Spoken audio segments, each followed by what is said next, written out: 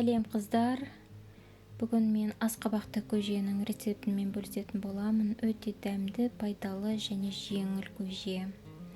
Ол үшін асқабақты жақсылап жуып, жайып, тазалап, сыртын тазалаймыз.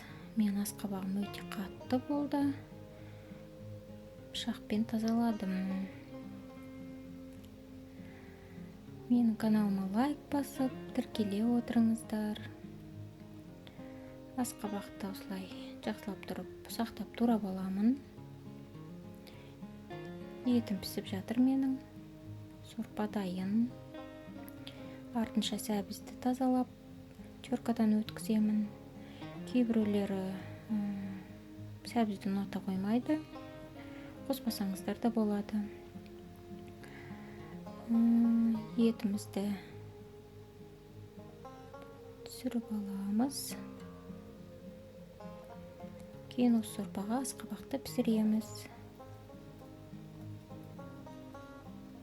Мен ештеңе қуырмаймын. Бәрін осы сорпаға пісіретін боламын.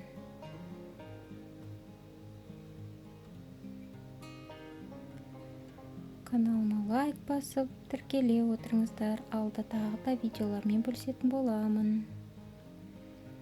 Сәбізін салдық. Кейін артынша пиязды саламыз. Чесногын саламыз.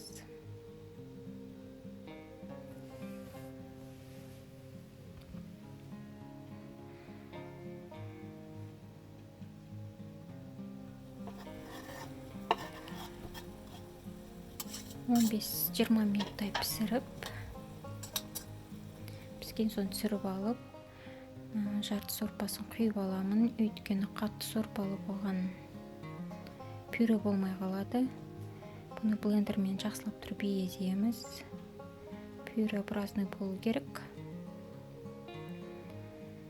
Артынша әртүрлі дәмдеуіштер салып, мен тыквенный семечки салдым. Біреулері сухарики салады.